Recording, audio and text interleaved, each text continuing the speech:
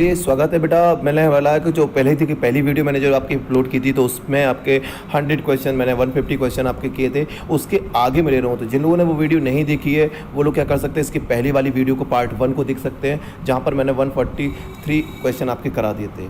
ठीक है, next video में बात करूँगा मैं 43 के बाद आपका है। चलिए, तो जिन्होंने नहीं देखी वो आप लोग सब्सक्राइब कर लें, जिन लोगों ने सब्सक्राइब नहीं की है वो आप लोग सब्सक्राइब कर सकते हैं। Okay, the concrete observable event which represent the abstract concept और कंस्ट्रक्ट, इनको ही बोला जाता है, मैंने बोला था वेरिएबल। नेक्स्ट में बात करूंगा, dash is the main purpose to formulate a problem for more precise. तो जब हम लोग एक्सप्लेनेटरी करते हैं या फॉर्मुलेटिव स्टडी करते हैं, that was the main purpose होता है फॉर्मुलेट अ प्रॉब्लम के लिए। तो एक्सप्लोरेटरी और फॉर्मुलेटरी स्टडी जो है हमारी मेन पर्पस होता है। Next, the main objective of study क्या होता है, हमेशा descriptive study to acquire knowledge. हमेशा मेन ऑब्जेक्टिव हमारा यही होना चाहिए, descriptive study to acquire knowledge. ठीक है, नेक्स्ट मैं बात करूंगा, dash is concern with discovering and testing certain variable with respect to the association और डिसोसिएशन। जब भी हम लोग बात करते हैं कि एसोसिएशन और डिसोसिएशन के बीच में, तो दैट इज़ द डायग्नोस्टिक होता है। हमेशा जब हमें चेक करना होता है कि कोई पर्टिकुलर वेरिएबल आपका टेस्ट करने के बाद या तो एसोसिएट हो रहा होगा या डिसोसिएट होगा, तो हमारा डायग्नोस्टिक होती है। तो डायग्नोस्टिक हमारा कंसर्न करता है, डिस्कवर करता है, टेस्ट करता है। Next, dash is a concern with discovering and testing certain variable with respect to their association or dissociation। अभी मैंने बताया कि जब हमारा बात करते हैं कि concern with discovering and testing certain variable, देखो certain variable with respect to their association, देखो concern with discovering and testing with respect to their association और dissociation, तो यही हमारा exploratory हो जाता है। Next, dash is a compare to mariner compass in sea voyage. तो ये हमारा क्या होता है, research design is a compared mariner compass in sea voyage. ये आपका एक क्या फ्रेज है। ओके, तो रिसर्च डिजाइन समझ लेना है।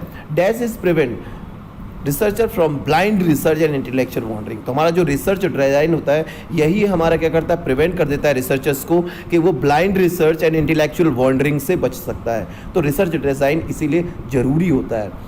Research design is a blueprint, outline and plan होता है हमारा। तो रिसर्च डिजाइन क्या है, हमारा एक ब्लूप्रिंट है, एक आउटलाइन है, एक प्लान है हमारे रिसर्च का। Fact, figure and other relevant material serving as the basis for a study is called, उसको ही हम लोग डेटा बोलते हैं। जो फैक्ट्स हैं, जो हमारे फिगर है, जो रिलेवेंट मटेरियल है, इनको ही हम लोग डेटा बोलते हैं।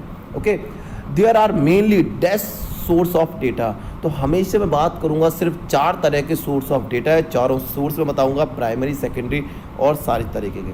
तो टेंशन नहीं लेना, मेनली हमारे सोर्स ऑफ डेटा आपको याद रखना है 4 टाइप्स के होते हैं।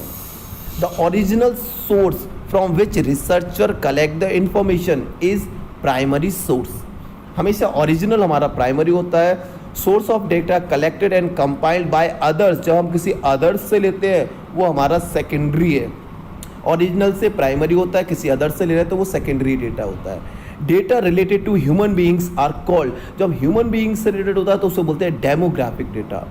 Data related to geophysical structure, देखो ह्यूमन से रिलेटेड था तो डेमोग्राफिक हो गया, जियोफिजिकल से हो गया तो टेरिटोरियल होता है आपका। जियोफिजिकल मतलब अर्थ से रिलेटेड है तो टेरिटोरियल डेटा हो गया।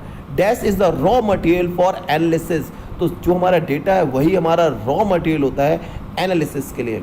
Readymade and readily available data is, जो हमारा पहले से ही है, रेडीमेड है, वही हमारा सेकेंडरी जो डेटा होता है वो रेडीमेड डेटा होता है। द वे और मोड ऑफ गैदरिंग डेटा, वो हमारा क्या होता है, मेथड होता है, वे होता है जिससे हम लोग डेटा को कलेक्ट करते हैं। दैट इज आपका क्या हो गया, मेथड्स, ना कि tool. An instrument used in method is called, वो इंस्ट्रूमेंट जो मेथड में यूज्ड होता है उनको बोलते हैं हम लोग टूल। इंस्ट्रूमेंट को टूल बोला जाता है जो कि मेथड में हमारा यूज होगा। Observation is a physical and dash activity, तो ऑब्जर्वेशन आपकी फिजिकल और मेंटल दोनों एक्टिविटी को चेक करता है। Social science research begin and ends in with observation, ये किसने बोला था, तो ये बोला था सिडनी वेब ने। बोला था कि ये हमारी एंड और स्टार्ट होती है। Dash in observation research is a part of observation. अगर बात करूँ तो पार्टिसिपेशन जो होता है, पार्टिसिपेंट जो होता है वो हमारा ऑब्जर्वेशन रिसर्चर होता है। तो observation researcher is a part of observation, तो पार्टिसिपेंट ही हमारा क्या है, ये याद रखना है। In a dash observation researcher stands apart and does not participate, तो जो नॉन पार्टिसिपेंट है वो observation is an stand apart, does not participate, जो पार्टिसिपेट नहीं करता वो हमारा नॉन पार्टिसिपेंट है, जो पार्टिसिपेट करता है वही हमारा ऑब्जर्वर है। Observation of event personally bye observer is, तो जिन्होंने की बात करूंगा ऑब्जर्वेशन ऑफ की बात करूँ तो वो डायरेक्ट ऑब्जर्वेशन है, जहाँ पर हम लोग पर्सनली खुद चेक करते हैं वो हमारा डायरेक्ट ऑब्जर्वेशन होगा। जहाँ पर हम लोग camera, tape recorder, video tap इनका यूज़ करते हैं डिवाइस का, वो हमारा मैकेनिकल ऑब्जर्वेशन होता है। तो खुद कर रहे हैं वो आपका डायरेक्ट है, अगर किसी डिवाइस का यूज़ कर रहे हैं कैमरा, टेप रिकॉर्डर, वीडियो, वो हमारा क्या है, मैकेनिकल है। Observation is no use of collecting, यहाँ पर याद रखना ऑब्जर्वेशन हमारा क्या है, क्या नहीं है, तो हमारा पास्ट इवेंट को चेक करने के लिए ऑब्जर्वेशन नहीं होता है, ये हमेशा प्रेजेंट की स्टडी के लिए होता है। A two-way systematic conversation between investigator and respondent is a interview। जब दो लोगों के बीच में होता है कि इन्वेस्टिगेटर और रिस्पोंडेंट दोनों सामने बैठे होते हैं, वो हमारा इंटरव्यू होता है। Interview with a detail and standardised schedule is called, जब इंटरव्यू में हम लोग डिटेल स्टैंडर्डाइज्ड शेड्यूल होता है, इसको बोलते हैं हम लोग स्ट्रक्चरल इंटरव्यू। तो आपका डिटेल्ड स्टैंडर्डाइज्ड शेड्यूल है, उसको स्ट्रक्चरल बोलेंगे। An interview in which interviewer encourage the respondent to talk freely about a given topic, जब हमारा इंटरव्यूअर हमारा एनकरेज करता है रिस्पोंडेंट को, उसको बोलते हैं हम लोग स्ट्रक्चरल इंटरव्यू के कंडीशन में। Interview which require a proving required होती है, उनको बोलते हैं हम लोग डेप्थ इंटरव्यू। तो interview which require a proving is called depth interview. The friendly relationship between interviewer and respondent is called rapport. याद रखना है आपका, जब फ्रेंडली रिलेशनशिप बिटवीन आपका इंटरव्यूअर एंड रिस्पोंडेंट होता है उसको रैपोर्ट बोलते हैं। An adequate response interview bias and response etc in limitations of, हमेशा याद रखना है आपका कि जब भी हम रिस्पॉन्स और इंटरव्यू के लिए बायस के लिए फिक्स हो जाते हैं वो हमारा इंटरव्यू होता है। N example of non personal method of data collection, non personal method of का तब हमारा आ जाता है क्या, टेलीफोन इंटरव्यू, जहाँ पर नॉन पर्सनल मैथड होता है आपका। तो non personal method of data collection is telephone interview हो गया। A method of collecting primary data in which a number of individual with common interest and interact is called, इसको बोला जाता है ग्रुप इंटरव्यू, जब बहुत सारे लोग एक साथ जाते हैं। Sending questionnaire to respondent with request to complete and return by post is called, इसको बोला जाता है मेल या फिर सर्वे। मेल सर्वे जो होता है वहाँ पर हम क्वेश्चनायर को भेज देते हैं और वहीं से पोस्ट के थ्रू आपको कलेक्ट भी करते हैं। Schedule is used as, schedule हमारे किसके लिए, एक टूल की तरह यूज़ होता है। शेड्यूल इज फिल्ड बाय, तो शेड्यूल हमेशा कौन फिल्ड करेगा भाई, इन्यूमरेटर ही फिल्ड करेगा। क्वेश्चनायर इज फिल्ड कौन करेगा, क्वेश्चनायर हमारा रिस्पोंडेंट हमेशा फिल करता है। Next, a question which allow only a few alternated way of answering is called structural question, जहाँ पर ओनली फ्यू अल्टरनेटिव होते हैं, फिक्स होते हैं, हमें पता होता है कि यही आंसर आएंगे, दैट इज स्ट्रक्चरल क्वेश्चन होते हैं। तो allow only a few alternatives answering, वो हमारे स्ट्रक्चरल क्वेश्चन होते हैं। Question in which only two alternative are possible, जिसके दो ही अल्टरनेटिव है, यस और नो, तो वो हमारे डाइकोटोमस होते हैं, जिसके सिर्फ दो है, या तो यस या फिर नो, मेल या फीमेल, ऐसे जो होते हैं वो डाइकोटोमस होते हैं। क्वेश्चन विच सीक इन्फॉर्मेशन, जो इन्फॉर्मेशन को गैदर करते हैं वो होते हैं हमारे फैक्चुअल क्वेश्चन होते हैं। The question which bye it's content structure wording leads the respondent in direction of certain answer, जब हम ऐसे क्वेश्चन पूछते हैं कि हाँ हम पर्टिकुलर आंसर चाहते हैं कि वही आंसर वो दे, वो होता है आपका leading question. The aggregate of all the unit pertaining to a study is called आपका पॉपुलेशन और यूनिवर्स, जब एग्रीगेटर हो जाता है सारी यूनिट्स का, उसको ही हम लोग बोलते हैं आपका population. A member of population is called, a member of population को ही हम लोग बोलते हैं element. Sample value is called, sample value को क्या बोलेंगे हम लोग, स्टैटिस्टिक, तो जो हमारी स्टैटिस्टिक है वो हमारी सैम्पल वैल्यू होती है। पॉपुलेशन वैल्यू क्या होती है हमारी, हमेशा पैरामीटर होती है। तो स्टैटिक याद रखना है कि जो हमारी सैम्पल वैल्यू है वो स्टैटिकल होगी और जो पॉपुलेशन वैल्यू है वो हमारी क्या होगी, पैरामीटर होगा। ये थोड़ा सा ध्यान रखना, ये क्वेश्चन आते हैं हमारे। प्रोबेबिलिटी सैम्पलिंग क्या होती है, probability sampling is otherwise called, probability sampling हमारी यूनिवेरिएट एनालिसिस होती है, तो प्रोबेबिलिटी सैम्पलिंग हमेशा यूनिवेरिएटेड होती है।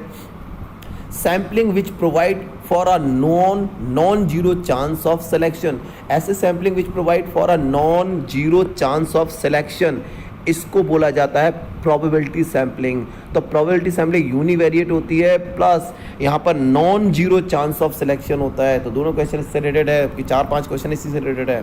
Next, N example of probability sample, तो हमारा क्या है, लॉटरी मेथड जो है वो प्रोबेबिलिटी है, जहाँ पर हम लोग यूनिवेरिएट चाहते हैं। तो एग्जाम्पल ऑफ प्रोबेबिलिटी सैम्पल क्या है आपका, lottery method. Next, dash are use, तो लॉटरी मेथड याद रखना, 3 क्वेश्चन बन सकते हैं, तीनों क्वेश्चन इसी से रिलेटेड है। Dash are use for the random sampling when the population is very large, जहाँ पर पॉपुलेशन बहुत ज़्यादा लार्ज होती है तो वहाँ पर हम लोग कंप्यूटर का यूज़ करते हैं और रैंडम सैम्पलिंग यूज़ करते हैं। तो रैंडम डैश, तो computer are use for the random sampling when population is very large, in which a population is divided into different strata and sample is taken from different strata। याद रखना different strata word आ गया, that is stratified sampling। ये question आ चुके हैं और यही मैं वही रिपीट बता रहा हूँ कि यहाँ से ही क्वेश्चन आते हैं और हम लोग को पता नहीं होता है, प्लीज़ कंप्लीट कर ले। तो जब हम लोग डिफरेंट स्ट्रेटा बना लेते हैं तो स्ट्रेटिफाइड सैम्पलिंग हो जाता है। Drawing a sampling from each stratum in which proportion to latter share in total population is called proportionate stratified sampling, जहाँ पर हम क्या करते हैं स्ट्रेटम बना लेते हैं और उन्हीं में से लेटर को शेयर कर देते हैं टोटल पॉपुलेशन में, that is proportion stratified sampling. Selecting a sample unit in just hit and miss fashion, जब हम सिलेक्शन करते हैं सैम्पल का हिट एंड मिस मेथड से, इसको बोलते हैं कन्वेनियंस या फिर accidental sampling. Hit and miss याद रखना, hit and miss convention and accidental sampling है। A technique of building up a list or a sample of spatial population by using an initial set of member or informatives is called snowball sampling। जब हम बात करते हैं technical, देखिए एक technique है जहाँ पर building of list of sample बनाते हैं special population by using an initial set of member as informants, इसको बोलते हैं snowball sampling. All the physical component of a computer are collectively called, पूरे फिजिकल कंप्यूटर के जो कलेक्टिव होते हैं उन सबको हम लोग बोलते हैं क्या, hardware. Computer operations are through, computer operations क्या होते हैं, सारे के सारे ऑपरेट होते हैं बाइनरी डिजिट्स के through. Office editing and are of 2 types of editing in research, हमेशा याद रखना फील्ड एडिटिंग जो होती है वो ऑफिस एडिटिंग के ही पार्ट है। Next, assigning numeral or other symbol to a category or response is called आपका कोडिंग। जब हम लोग क्या करते हैं एक न्यूमरल दे देते हैं, एक सिंबल दे देते हैं टू कैटेगरी रिस्पॉन्स के लिए, जैसे ABC में मैंने बोल दिया आपका, तो जब पर्टिकुलर सिंबल देते हैं उनको हम लोग कोडिंग बोलते हैं। Summarising raw data and displaying them on compact statical table for analysis is, ये होता है हमारा टेबुलेशन। जब हम लोग टेबल्स बना देते हैं रॉ डेटा की, वो टेबुलेशन होता है। Who said that the member of same species are not alike? किसने बोला था? ये डार्विन ने बोला था। चलिए यहाँ तक मैं ठीक है, 200 क्वेश्चन हो चुके हैं, परेशान नहीं हुई आप लोग को। 5 वीडियो बनाएंगे, इन 5 वीडियोस के अंदर आपको मैं 100 200 300 क्वेश्चन करा दूंगा, जिससे कि आपको 5 वीडियो देखना है, टोटल मिला के 1 घंटा देना है और आपके पूरे क्वेश्चन कहीं किसी भी तरह का एग्ज़ाम आप दे सकते हो, इवन UGC नेट आप दे सकते हो, यहीं से आएगा। तो सोशल रिसर्च वाले हैं आपके, कोई भी साइंटिफिक रिसर्च है, क्वेश्चन यही आते हैं। भाई किसने बोला था same species are not alike? तो ये डार्विन ने बोला हुआ है। वेट, चलिए। A researcher divide the population into PG, graduate, 10+2 student and using the random digit table he select the sum of them। जब उसने क्या किया, रिसर्चर ने पॉपुलेशन को डिवाइड कर दिया अलग अलग पार्ट्स में, इसको हम लोग क्या बोलते हैं, स्ट्रेटिफाइड रैंडम सैम्पलिंग। तो याद रखना टेक्निकल टर्म होता है जब हम अलग अलग ग्रेड में एक कर रहे हैं और फिर वहाँ से हम लोग क्या कर रहे हैं, उनमें से किसी एक को direct sum of them from each, ये हमारी स्ट्रेटिफाइड रैंडम सैम्पलिंग है। तो जरूरत नहीं है। Researcher divide his population into certain group and fix the size of sample from each group, it is called. जब हम रिसर्चर क्या करते हैं, पॉपुलेशन को डिवाइड कर देता है सर्टेन ग्रुप में और फिक्स कर देता है साइज ऑफ सैंपल को हर एक ग्रुप से, इसको बोला जाता है क्वाटा सैम्पलिंग। दोनों समझ लेना है, स्ट्रेटिफाइड रैंडम सैम्पलिंग अलग चीज़ है जहाँ पर अलग अलग लेयर्स बना दी, और यहाँ पर क्या कर रहा है, सर्टेन ग्रुप में बना दिया, फिक्स साइज कर दिया from each group, fix size है, दैट इज हमारा क्वाटा सैम्पलिंग है। Field study is related to, field study is related to, field study आपके रिलेटेड किससे होती है, रियल लाइफ सिचुएशन से। एट्रीब्यूट ऑफ ऑब्जेक्ट, इवेंट और things which can be measured are called, आपका क्या होता है, वेरिएबल। जो हमारे एट्रीब्यूट ऑफ ऑब्जेक्ट होते हैं, इवेंट्स होते हैं जिसके थ्रू हम लोग मेजर करते हैं, वही हमारे वेरिएबल्स होते हैं। N example of scientific knowledge is a part of, जब साइंटिफिक नॉलेज की बात आती है तो लेबोरेटरी एंड फील्ड एक्सपेरिमेंट आते हैं। Generalise conclusion on the basis of sample is technically known as statical inference externally validity of research, हमेशा याद रखना सारे नहीं होते हैं। जनरलाइज कंक्लूजन की बात चल रही है तो स्टैटिकल होता है, इन्फ्रेंस होता है और एक्सटर्नल वैलिडिटी ऑफ रिसर्च होता है। ये छोटी छोटी सी वीडियो बना रहा हूँ 20-20 मिनट की, 25-20 मिनट की, आपको टेंशन नहीं लेना है। Okay, a researcher select only 10 member as a sample from total population of 5000 and consider it good because the population was homogeneous. जब वो क्या कर रहा है 5000 में से सिर्फ 10 मेंबर निकाला, वो धन हो सही आंसर कर रहे हैं, मतलब वो हमारी पॉपुलेशन जो है वो होमोजीनियस है। इसी वजह से which technique is generally followed when population is finite. कौन सी टेक्निक जब हम लेंगे जब फाइनाइट है, तब हम लोग यूज़ करेंगे सिस्टमैटिक सैम्पलिंग टेक्निक, जब हमारी पॉपुलेशन क्या है फाइनाइट होती है। ही research antagonistic to ex post facto research.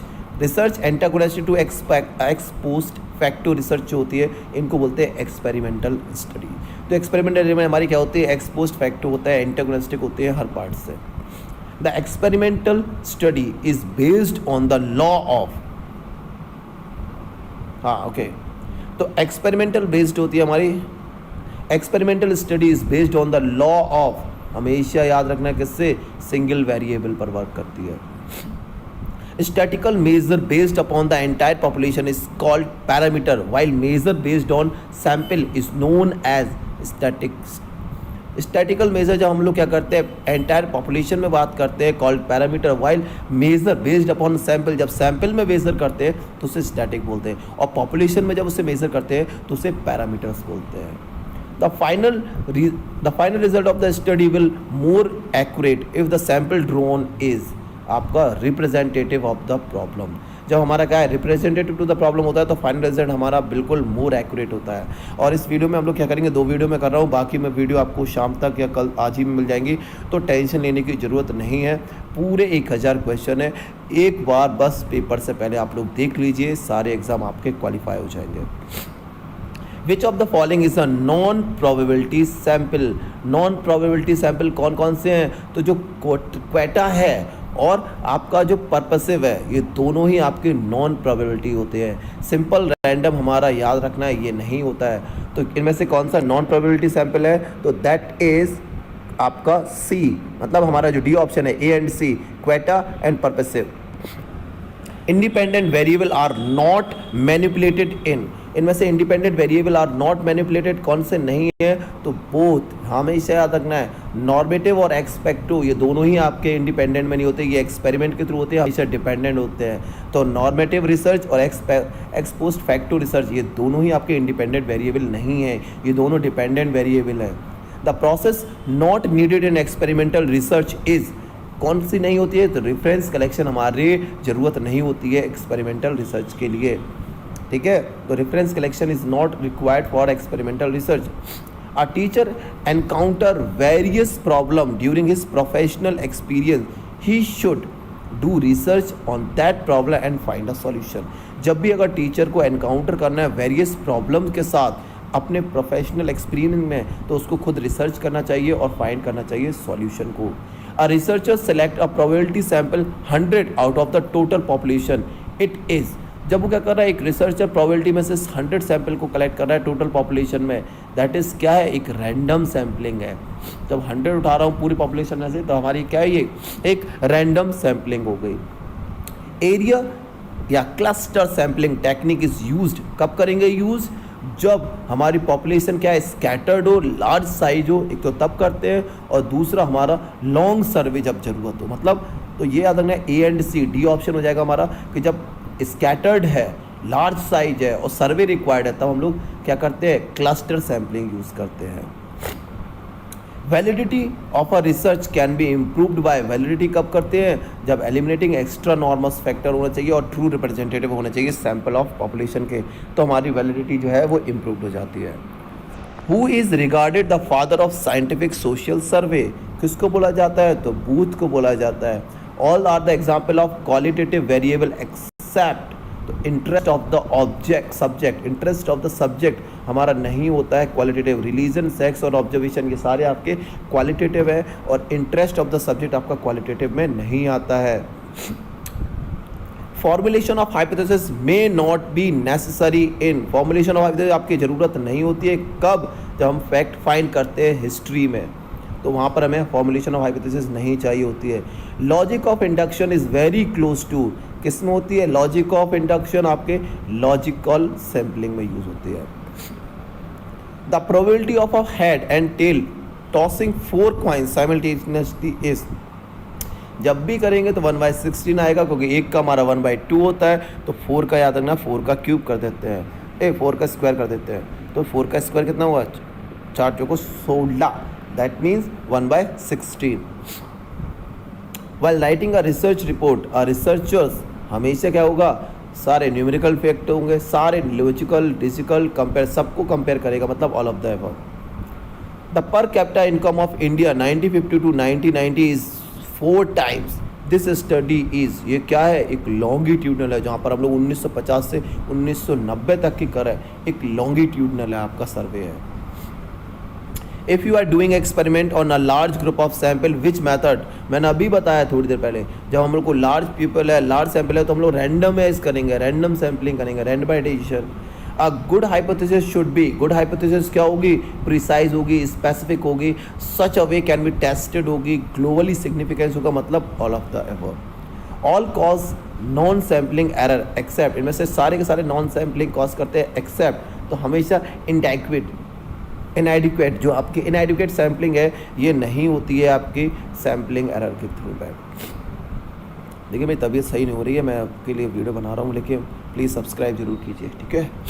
देखिए okay, for doing external criticism for establishing the authenticity of data a researcher must verify, जब कोई ऑथेंटिसिटी को चेक कर रहा है कि ये ऑथेंटिक है या नहीं, तो पहला significance, hand writing for the author ये चेक करेगा, पेपर और इंक यूज़ पीरियड को चेक करेगा, और स्टाइल और प्रोज राइटिंग उस पीरियड की चूज़ करेगा, तभी वो चेक कर सकता है कि ये ऑथेंटिक है, प्रीवियस है, या फिर कल ही लिख कर डाल दिया उसने और बोल रहा है कि ये बाबा आजम के ज़माने का है। तो ऑथेंटिसिटी हम लोग सारी चीज़ों चेक करते हैं, उसके हैंड राइटिंग से, इंक से, और उसके प्रोज से, उस पीरियड के।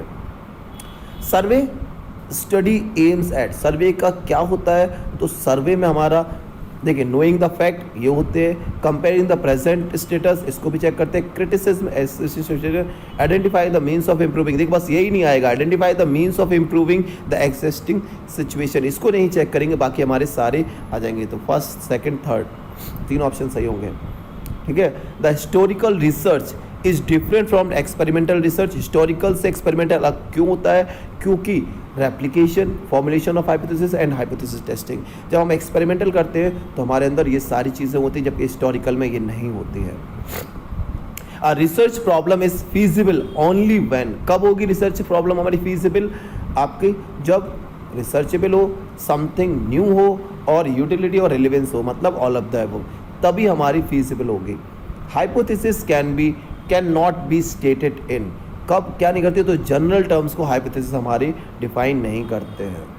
अ total error in research is equal to, total research हमारे क्या होते हैं, be under sampling error plus non sampling error का होल स्क्वायर। तो ये थोड़ा सा याद रखना है, ये फॉर्मूलेस हैं, हम लोगों ने पढ़े हुए हैं, नहीं पढ़े तो कोई दिक्कत नहीं, रट लीजिए। The validity and reliability of a research will be at stake when, जब आपके ऑथर हो, इंसिडेंटेड हो, रिसर्चर हिमसेल्फ नॉट कमिटेड हो, तब हमारे क्या होते हैं, ऑल हो जाते हैं। Seeing a very big reality, रुकना, seeing a very big rally it was reported JD will be win election and conclusion was based on, ये क्लस्टर सैम्पलिंग में होता है, जब हम लोग का बहुत बड़ा बिग रैली होती है, बहुत बड़ा सैम्पलिंग साइज होता है। अ table shown the income 5% and answer the question of the follows, ठीक है। अब देखिए मैं ज़रूरत नहीं है इस वाले क्वेश्चन के लिए, इसलिए मैं थोड़ा सा रुक, ओके चलिए। The review of related study is important while undertaking a research, because, क्यों जरूरी होती है, क्योंकि ये रिपीटिशन बताती है, डुप्लीकेशन बताती है, अंडरस्टैंडिंग द गैप बताते हैं, और लॉजिकल कंक्लूजन, मतलब all of the above. Study the social status of a population, a researcher conclude that the mister x is socially backward, कैसे बताते हैं कि हम लोग बताएंगे इनएक्यूरेट है। हिज कंक्लूजन इज, जब स्टडी करते हैं उसकी सोशल स्टडी की, पॉपुलेशन की, तभी हम बता देंगे कि ये भाई बैकवर्ड है, इसका मतलब है ये आप लोग इनएक्यूरेट बता रहे हो। In order to augment the accuracy of the study, researchers हमेशा क्या करेगा, size of the sample check करेगा, ऑनेस्ट और अनबायस्ड होगा, और should keep the variance high, मतलब ऑल ऑफ द अबव। ये सारी चीज़ें हम लोग को चेक करना होती है रिसर्चर्स के टाइम पर, ठीक है। तो which of the following is the primary source of data, इनमें से प्राइमरी सोर्स ऑफ डेटा क्या है, पर्सनल रिकॉर्ड, लेटर है, डायरी है, ये हमारे सारे होते हैं। ऑफिशियल रिकॉर्ड ऑफ गवर्नमेंट, ये भी डॉक्यूमेंट जो होते हैं गवर्नमेंट के, जितने भी डॉक्यूमेंट्स होते हैं वो भी हमारे प्राइमरी डेटा ही होते हैं। ओरल टेस्टिमनी, अगर हम लोग पूछ रहे हैं किसी से कंडीशन कस्टम ओरली पूछ रहे हैं, वो भी हमारा प्राइमरी डेटा ही होता है। तो ये सारे प्राइमरी डेटा ही है। A researcher wants to study the future of Congress in India, the study which tool is most appropriate for them. देखिए जब हम क्या कर रहे हैं, future of Congress in India check कर रहे हैं, तो ये क्या है, एक आपका एक क्वेश्चनायर मेथड होगा जिससे हम लोग बता सकते हैं ये सारी चीज़ें। It is an example of negative correlation, negative correlation का एग्जाम्पल में से कौन सा है, तो increase in population will lead to the shortage of food chain. Population increase हो रही है, जैसे जैसे फूड चेन आपकी आपका जो शॉर्टेज ऑफ फूड चेन हो रहा है, एक चीज़ बढ़ रही है दूसरी चीज़ घट रही है, मतलब नेगेटिव आपका आ रहा है। The other name of independent variable is for an experimental research is, क्या है अदर नेम इंडिपेंडेंट का, मैंने थोड़ी देर पहले ही बताया था आपका, treatment variable, experimental variable, manipulated variable, या ऑल ऑफ द अबव। तो ये सारे ही आपके क्या है, इंडिपेंडेंट वेरिएबल है, ट्रीटमेंट, एक्सपेरिमेंटल और ये। Which of the following is not the characteristic of a researcher, क्या इनमें से कैरेक्टर का रिसर्चर्स की नहीं होना चाहिए प्रॉपर्टी, तो he is not a versatile in his interest and even in his native ability. कभी भी ये प्रॉपर्टी नॉट द कैरेक्टरिस्टिक नहीं होगा कि वो नॉट वर्सेटाइल, हमेशा वर्सेटाइल होना चाहिए। Bibliography given in a research report, तो बिब्लियोग्राफी क्या होती है, हेल्प दोस्त interest in further research in study the problem for another angle और मेक द रिपोर्ट ऑथेंटिक। तो बिब्लियोग्राफी बताती है कि ऑथेंटिक इतना है और उसकी स्टडी प्रॉब्लम के अनदर एंगल पर कैसे हो सकती है, ये बिब्लियोग्राफी से ही पता चलता है। तो बोथ ए एंड बी। तो collective psychology of whole period is a theory which can explain all the phase of historical development. तो कलेक्टिव साइकोलॉजी क्या होती है, पूरे पीरियड की, जब हम उसकी ऑल फेजेस को चेक कर होते हैं, all phase of historical development. If the sample drone does not specify any condition about parameter of the population is called, जब वो नहीं बता पा रहा है कोई भी पैरामीटर ऑफ द पॉपुलेशन को, तो उसको बोलते हैं हम लोग डिस्ट्रीब्यूशन फ्री स्टैटिक्स। तो जब sample drone does not specify, जब वो स्पेसिफाई नहीं कर रहा है, नहीं बता पा रहा है किसी कंडीशन ऑफ द पैरामीटर्स को, तो उसको बोलते हैं डिस्ट्रीब्यूशन फ्री स्टैटिक्स, ठीक है। तो यहाँ तक मैंने देखिए 250 क्वेश्चन हो सके, 2 वीडियोस है मैं जो दोनों अपलोड कर ही रहा हूँ।